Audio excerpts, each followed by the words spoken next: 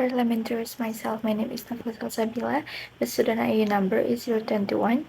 And here I would like to present about good materials in ELT using bilingual language such as English and Indonesia. So first, let's talk about characteristics of good materials atau beberapa karakteristik materi yang baik. Yang pertama, ada provide a stimulus to learning, interesting, enjoyable content at the right level, atau memberikan rangsangan untuk belajar materi yang menarik, menyenangkan, dan juga kontennya itu sesuai dengan kemampuan murid.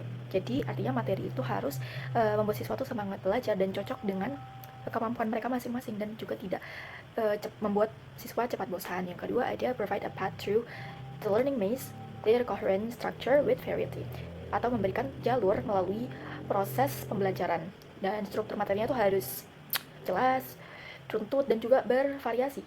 Jadi siswa tuh nggak bingung harus mulai dari mana dan apa aja yang selanjutnya harus siswa lakukan. Yang kedua, yang ketiga, consciously reflect a view of learning and language, atau mencerminkan pandangan tentang pembelajaran bahasa secara sadar. Materi disusun juga berdasarkan pemahaman tentang bagaimana orang belajar dan bagaimana bahasanya itu bekerja, atau pengaplikasiannya juga. Dan itu juga tidak boleh asal-asalan dan juga dibuat dengan pemikiran yang matang. Dan yang keempat ada teachers to use different techniques, atau mendorong guru untuk menggunakan teknik yang berbeda atau bermacam. Jadi nggak cuma satu, dan materi membuat guru juga mencoba metode-metode yang lain, jadi nggak cuma itu aja gitu, nggak monoton, atau dengan cara mengajar yang lebih bervariatif dan komunikatif lainnya. Jadi guru bisa lebih kreatif dan juga nggak harus menggunakan satu teknik. Dibuat dengan memikirkan secara serius bagaimana orang belajar dan bagaimana cara kerja bahasa, atau bagaimana bahasa tersebut digunakan. Jadi nggak dibuatnya asal-asalan dan berdasarkan pemahaman yang jelas tentang cara belajar dan juga bagaimana bahasa tersebut bekerja. Let's talk about good language teaching materials, atau materi pengajaran bahasa yang baik. Jadi bagaimana sih materi pengajaran bahasa yang baik itu? Nah, yang pertama adalah are based on sound theoretical learning principle, atau berdasarkan prinsip teori pembelajaran yang baik. Jadi materi tersebut tidak dibuat asal-asalan atau sembarangan, tapi juga berdasarkan teori yang sudah otentik dan juga sudah terbukti. Yang kedua, ada arouse and maintain learners interest and attention. Jadi menarik dan materi tersebut harus menarik dan menjaga perhatian siswa. Jadi materi tersebut tuh nggak bikin bosan untuk siswa dan tidak sesuatu yang berulang-ulang agar siswa itu tetap terjaga perhatiannya.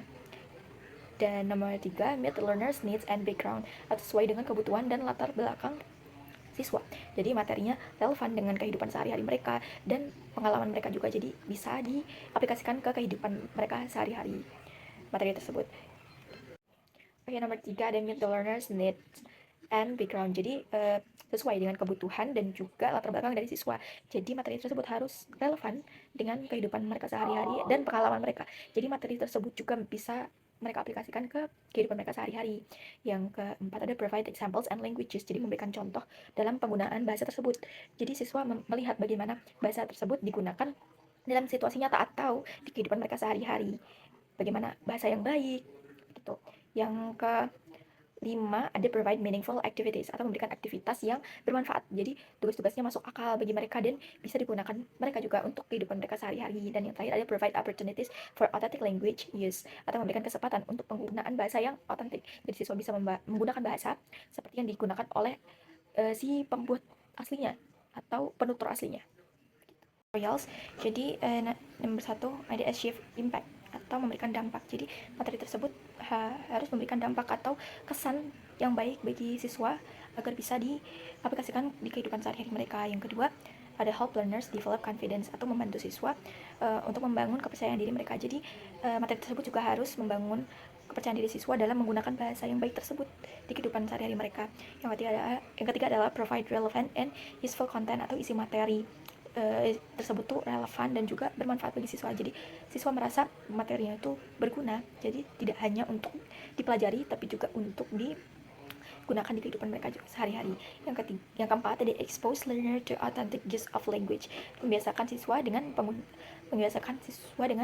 penggunaan bahasa yang otentik atau nyata. Jadi bukan bahasa buatan atau bahasa yang terlalu baku mungkin, tapi yang bisa digunakan di kehidupan mereka yang sehari-hari. Yang nomor 5 ada provide